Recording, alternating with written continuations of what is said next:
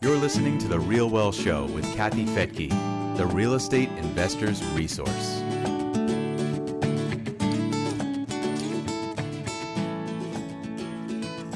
One of the most important ingredients to owning a successful rental portfolio is having good property management.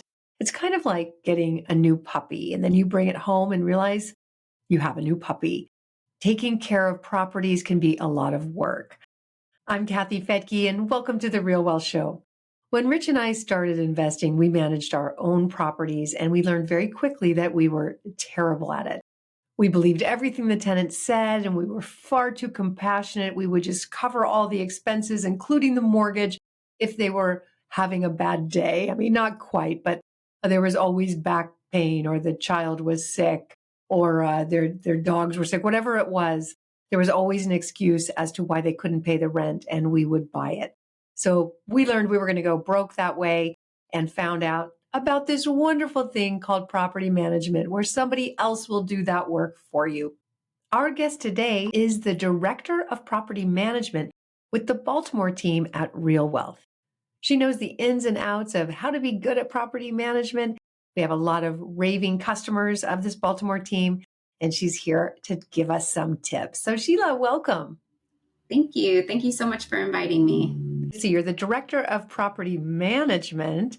Property management can be a thankless job. So I wanted to interview you to get your perspective on what it's like from the inside.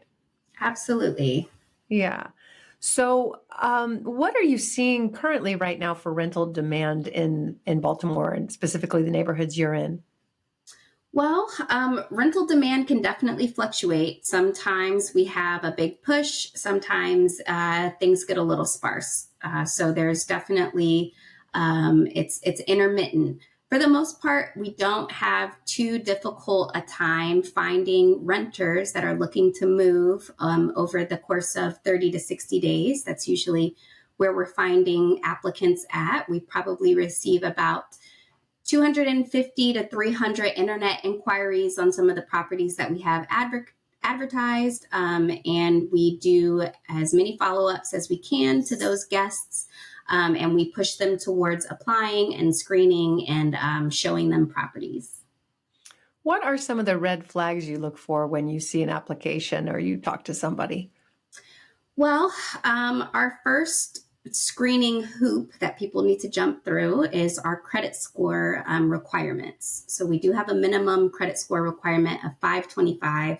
If we're not finding applicants that meet that minimum, we don't move forward with them. We also have an income requirement of 2.5 times the rent because we want to ensure that whoever moves into the property is going to be able to successfully pay the rent every month. But some of the red flags that we've been seeing when we are screening applications are, people who may not provide us with their correct landlord to receive a reference from, or we might talk to a landlord, their current landlord, who really just wants them out of the property. So they might give us a good reference, and maybe they are not a particularly good tenant. We've also seen maybe an uptick in falsified documents. I don't know if this is something that's happening across the board or just with people in our locale, but we've seen my leasing manager has gotten a lot better at picking up inconsistencies in pay or bank statements. So we do have to be extra careful with our screening. Wow. Okay. Yeah. You'd have to really know what to look for. Yes, absolutely. So you would ask for their bank statements, and then you could compare what they say they're making to see if those deposits are being made? Yes, a lot of our screening happens through our system, our software system. We get a lot of the credit reports, income verification, and bank statements typically are submitted through our software that does a lot of the verification automatically. So it's more of a red flag if people are not using our software verification system to submit documentation. So if they are with a company that uses like a third-party site like Work Number. I'm not sure if you're familiar with that, but there's third-party sites that will verify income so that it never has to come from the applicant themselves. But if they're not using that feature and the documentation comes from the applicant, you have to really scrutinize it very closely. What's the software that you use? We use Appfolio, and we recently transitioned to Appfolio. Previously, we were using PropertyWare, which was a very decent system, and it allowed for a lot of customization that was really helpful for reports. But we recently transitioned to Appfolio, and it's really boosted our productivity. Things are a lot more organized, a lot more streamlined, and we feel much more effective. Oh my goodness, I feel like Appfolio should be paying me for that endorsement. You know, I mean, I wouldn't mind. Right. My daughter's boyfriend worked for them for a while. They're based in Santa Barbara, just a little bit north from where we are. Okay. Okay, so if let's just say somebody, I don't even know if Appfolio does this, but let's say you're a landlord trying to manage your own properties and you don't use a property manager. Would that be enough, or does it take the experience of someone who really knows what to look for? I'm just curious because I know there's still people who self-manage. I can't even imagine. Yes. I mean, if you would really have to develop a really good eye and really accumulate a lot of experience to be a successful manager, even of your own property. Things change so quickly in the property management system, and you have to be so nimble that if you're trying to manage a property on your own, or if you're managing a property while you work a full-time job, you're bound to miss things. So it's important to partner with a property management company that's able to take on these challenges that we do every day anyway. So we have dedicated people set aside to do screening. That's all they do. So they get very good at finding those red flags and dealing with those problems and challenges. Same for other aspects of property management. It's not just in the application phase. We have property managers whose job is to contact people who are delinquent with their rent. If you are the type of person that gets uncomfortable having those conversations, then you would want to have a property management company that's set up to have those conversations on your behalf and collect your rent. And follow the steps if needed to file on a family that's not paying their rent. I mean, that's an unfortunate route that you have to follow, but we as property managers are already familiar with that process and the court process. So I think that dealing with a property management company that's experienced is going to take a lot of weight off of your shoulders if you are self-managing. 100%. I do not like having those conversations. And I'm curious, is there ever any flexibility? Like, what if somebody just got cancer or something and they just can't make their payment? I mean, do you put them on a payment plan, or? Yeah, we do. One thing that's really beneficial about our property management company is we have a lot of communication with the owner of the property. So we don't own any of the properties that we manage, but we do communicate with the owners and kind of ask them where they are at. It depends on the homeowners, what their budget is. Sometimes a homeowner is not ready to turn over a unit, so they are more inclined to be flexible or allow payments that might come in installments. And there are some homeowners that are very by the book and want us to follow our process in line, don't skip any steps. And we do that, and we enforce the terms of the lease. And we try to be as empathetic about people's situations as possible. But if the rent is due and the rent is late, we have to follow whatever the court system or whatever our legal system allows. Yeah, because in some cases, the homeowner isn't in a position to cover the expenses without income coming in. Exactly. Yeah. Okay, so screening is so important. Let's talk a little bit about repairs and Yes. just ongoing maintenance, because that's confusing for a homeowner. How do they know that the quote is correct and they're not being overcharged for a repair?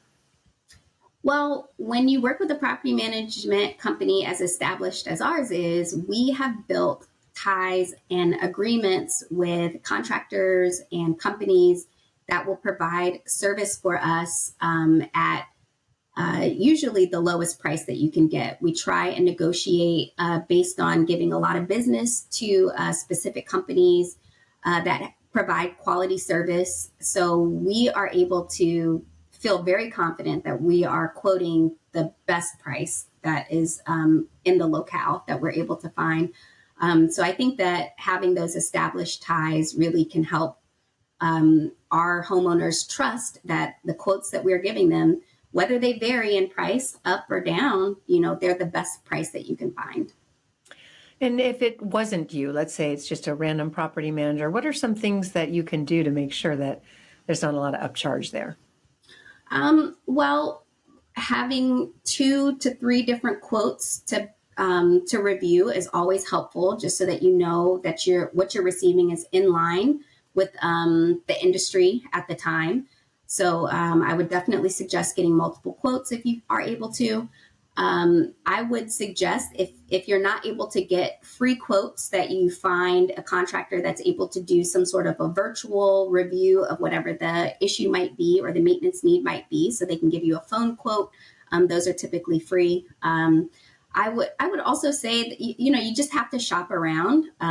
Hopefully the maintenance is not a pressing need that needs to be resolved within 24 to 48 hours, because that really impacts your ability to shop around. But if you are able to, that would be my suggestion. So let's talk about those emergencies, those things that need to be done within 24 hours. How does that work if you can't get a hold of the homeowner? Well, for our company, all of our owners have a $500 maintenance reserve. So we are able to make decisions on behalf of the homeowner that are going to cost $500 or less. So in those cases, some appliances fit in that range. So we are able to make those decisions without needing the homeowner's approval. It's just a notification. We let them know we had to make this decision. Typically, those are things that might be washers or dryers are usually within that range. A lot of repair of appliances are within that range. If it is something like a refrigerator that completely stopped working, we're unable to repair it, we're on the second day, and the resident is, very frustrated because they don't have a refrigerator, we're going to just go out and buy a refrigerator. And we're going to have to let the homeowner know this was unfortunately a cost that was needed. We can't allow a family to live in a property without a refrigerator. So we just try and break the news as gently as possible. But typically our management agreement will back us if we have to make an emergency decision to replace an appliance that costs more than $500 and we're not able to get a hold of the owner. That makes sense. Yep. You don't want lawsuits from tenants. Yeah. Okay, very good. So have you seen the cost of materials and cost of labor go up over the past few years? Absolutely. I would say a year ago, our average turn cost was between $1,500 and $2,500 per property. The minimum is now probably $2,500, $3,000 at a minimum for a turnover. And that's even if the property was fairly well taken care of. If it was a property that essentially there was a bad parting of the ways, and some people leave and they're not leaving on good terms, and they don't take care of the property as best as they could, those turnovers can get pretty pricey, up to the $6,000 range. And that's what we're seeing. A lot of the costs for materials are going up, but more so the side of labor. That's where a lot of our charges are coming. Labor, interesting. Just like a shortage of labor? I'm not sure if it's a shortage of labor. It's more of it's a specialized need. And so I think contractors are able to raise their prices to meet the cost of inflation, I imagine. But because it's such a specialized field, you have fewer contractors to choose from that would be able to make repairs for an entire home. So it's not like just plumbing. You would need someone that can fix the toilet and also change out the light switch. And also, there's different variations of what you might need. So the contractor would be able to really charge what fits their budget for that labor. Interesting. Okay. And so for those who don't know what a turnover is, that's when tenant leaves and then the place needs to be repainted. I mean, what typically happens in that turnover when the tenant leaves in terms of the work you do? Yeah, absolutely. Painting the unit. We paint the property in between tenancies. And that's usually not a tenant charge unless there is significant damage or anything that would indicate this is beyond normal wear and tear. These are just costs that the owner must incur between tenants. So we paint all of the walls. We will clean the carpets. We'll pay for a cleaning of the unit. If the residents had pets, we typically have to pay for a deep cleaning. Oftentimes there is an extermination treatment, and there might be some trash that might need to be disposed of at the property. Those charges to the dump are set cost. That's our typical, turnover. We're going to need to do painting and cleaning and pest control, and make sure there's no holes or anything with the flooring that might need to be repaired. And is the monthly property management fee, is that what covers that? Or is there also a fee from the property manager to do those turnovers? For the owner to pay? Yeah. Yes. So our management fee is a monthly fee that covers our maintenance of, maybe maintenance is not the right word, but just it covers the management of the property in the occupancy stages. So when clients have questions, they call, they can reach their property manager at any time. Same for owners. If they want to call or schedule a meeting with their property manager, they can do that at any time. Like I mentioned, we do the collection calls, we do the court filings, we handle the maintenance tickets. So we schedule any maintenance needs that might come up throughout the resident's tenancy.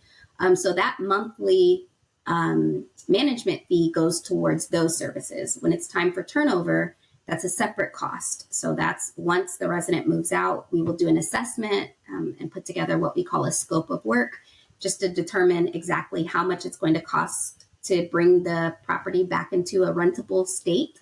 And then those charges are paid by the homeowner. Okay. Are there any materials that you want to make sure landlords are using? Any ways to prevent more repairs needed in the future beyond just the basic turnover? Well, I would say one thing that we have found with prevention is mainly communicating with the resident what the expectation is. So the resident is the one that's living in the home. When we hand over those keys, we are giving them keys to a property that is functioning and in a good state. And so our motivation is to keep the property looking as good as possible. So that comes with regular communication with the resident about what wear and tear looks like versus what damage looks like. Before a resident moves out, we give them our price list so they know exactly how much it would cost for us to rehang a toilet paper holder. And that hopefully inspires them to make small repairs on their own, because we don't want to have to charge them what our technicians cost, which is, a $75 per hour fee. And if they're able to make small repairs, we encourage that if it's a very slight repair. And some materials that I think are often helpful for a homeowner to, maybe provide is regular monthly pest control. So in Baltimore City, if you live in a single family home, pest control is a responsibility for the resident. But if that were something that the homeowner incurred, which is like a monthly fee of maybe $45 to $60 a month, that would help protect the home from, pests. Pests will eat through wires and control boards of appliances. So it has the potential to save the appliances in the property, and cleaning. So I would say that's probably the lowest hanging fruit for any homeowner, is to pay for regular pest control, because that contributes to a lot of cost later on in the future. I've not heard that before. Okay, well, finally, what's one thing you wish landlords knew about your work, about, what property managers provide, specifically you guys? Well, I would say that it's more than you think. I would say that if you may purchase a property and as an investment and as usually a flow of passive income that may not require a lot of effort, but it takes a lot to manage a property. It takes a lot of coordination. It takes a lot of communication. It takes a lot of reassurance. It takes a lot of follow through. It takes a lot of doing what you say you're going to do, because once you tell someone you're going to do something, you have to follow through. So I would say that property management is more than you might expect. And that's why we exist, to help take that load off of your shoulders. I love it. Yes. Hug your property manager. Just be nice to them. Okay. Well, I'm very excited to say that we have our live event coming up, and the Baltimore team will be there to just share what's going on. It's been one of our most popular teams. We've had great feedback on you, your property management, and the quality of the property to begin with. It's hard for a property manager to manage a dump, right? A property that hasn't been renovated, that isn't updated, that's not to standard, that's not in the right location. Do you guys manage any properties that you don't renovate yourselves? We do. We are opening up our management to manage properties that we have not renovated. So that is a very new environment that we're in. So we're developing different checklists to make sure that we don't accept just any property, because we want every property to meet our standards. So it will require a home inspection. We care about the location of the property. So I do think that even if we have, 50 inquiries in a month, we're not going to accept all 50 properties. So they have to meet our criteria. They have to meet our quality standards. So I do think that opening up our management to properties that we have not renovated is going to be a new field for us, but we're getting there and we're excited about it.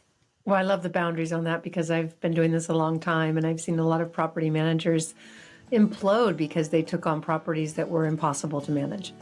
Yes. Stay strong there. Seen it over and over again, but I know you guys will. Well, good. Well, we'll see you at our upcoming live event. Again, you may be watching this after the event's already happened, but if not, it's October 7th. You can find the details at RealWealthShow.com. Thank you so much for joining me, Sheila. This was really informative. I appreciate it.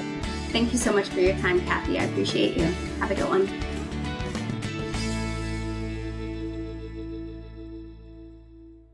The views and opinions expressed in this podcast are provided for informational purposes only and should not be construed as an offer to buy or sell any securities or to make or consider any investment or course of action. For more information, go to RealWealthShow.com.